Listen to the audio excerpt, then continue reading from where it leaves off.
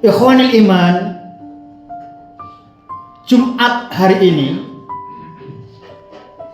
adalah bertepatan dengan hari yang ke-16 kita melaksanakan ibadah puasa. Kalau kita awal Ramadan itu puasa pada hari Kamis. Dan nanti malam itu malam 17 bulan Ramadan, di mana tanggal 17 bulan Ramadan turunnya Al-Quran yang disebut dengan Nuzulul Quran.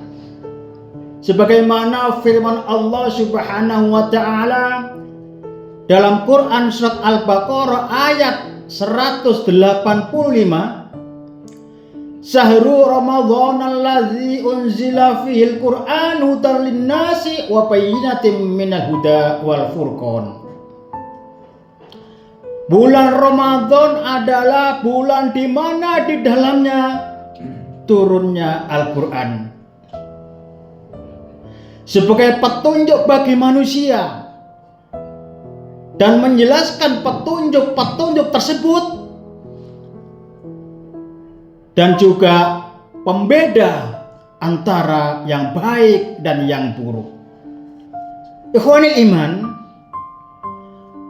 turunnya Al-Quran yang diturunkan kepada umat manusia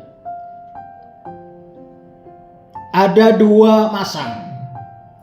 Yang pertama dikatakan dengan masa periode Makkah, di mana dalam periode Makkah ini turunnya sebanyak 86 surat. Dan 86 surat ini di dalamnya terkandung muatan-muatan tauhid atau akidah. Yang kedua adalah periode Madinah. Yang diturunkan ini sebanyak 28 surat.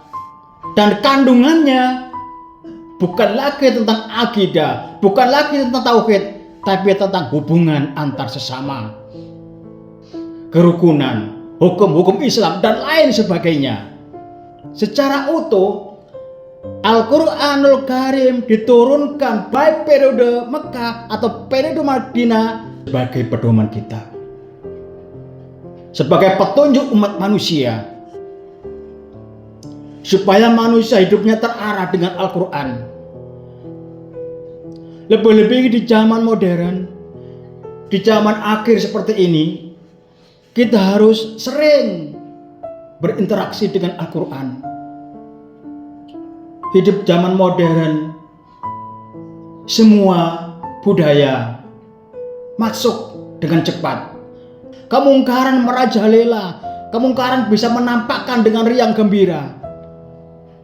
Maka Al-Quranlah sebagai obatnya. Mimbaini farsin wadamin labanan kholison saigon lissaribin.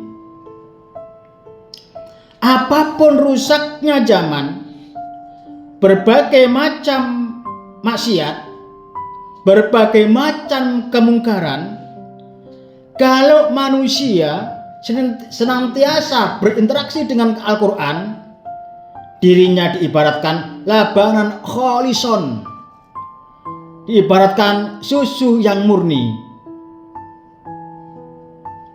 diibaratkan sapi yang bisa memproduksi susu yang murni. Ingat, di dalam tubuh sapi ada kotoran di dalam tubuhnya, ada darah di dalam tubuhnya, tapi sapi tersebut bisa mengeluarkan labanan kholison, susu yang jernih, yang murni, yang bermanfaat kepada manusia. Contoh paparan sebagian ulama ini mengatakan, di zaman modern yang saat ini kita hadapi, geopolitik sekarang sudah panas-panasnya peperangan. Awas, kita harus bisa membedakan yang baik dan yang buruk. Boleh berkomentar kalau kita memang paham.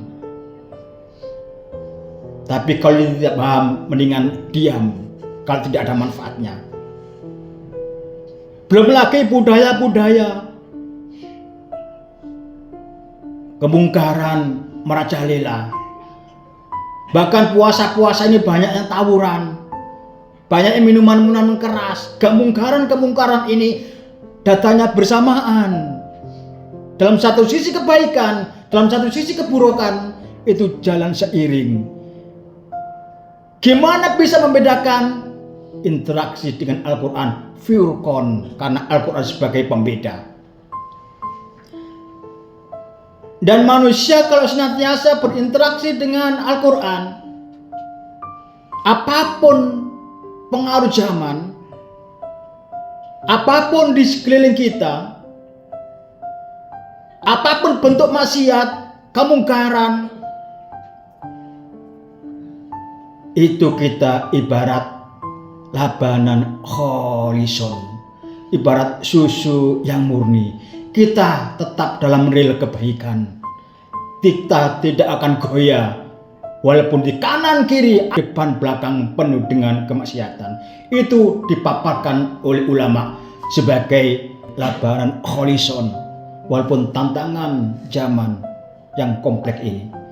Mudah-mudahan ikhwanul iman, dengan Ramadan ini semakin baik amalan kita. Mudah-mudahan Ramadan ini merupakan Ramadan yang terbaik dalam hidup kita, karena kita akan bisa kita terka apakah hidup kita sampai di Ramadan tahun depan. Jangan-jangan ini Ramadan yang terakhir bagi kita. Maka dari itu, perbaikilah amal yang baik, dan juga perbaikilah niat dengan baik karena imanan waktu saban. Dan juga awas, warning, jangan sampai perbuatan kita, amalan kita membatalkan puasa dan juga membatalkan pahala puasa. Mudah-mudahan dengan turunnya Al-Quran ini bisa kita mengambil momentum senantiasa berinteraksi dengan Al-Quran. Karena Al-Quran di dalamnya ada petunjuk pedoman hidup kita. Al-Quran menata ibadah kita. Al-Quran menata hubungan antar sesama. Al-Quran bisa menuntun kita mana perbuatan baik dan mana perbuatan yang jelek. Di samping itu, Al-Quran menjadi cahaya kita di hari kiamat. Man asma'a ayati min ayati la kana nuru yaumil qiyamah. Barang siapa yang mendengarkan, membaca Al-Quran, nanti kana nuru yaumil qiyamah, nanti di hari kiamat akan seperti cahaya menyinari langkah-langkahnya, menyinari pribadinya.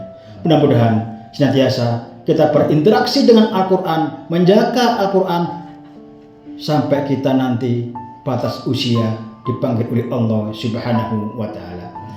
Insya Allah.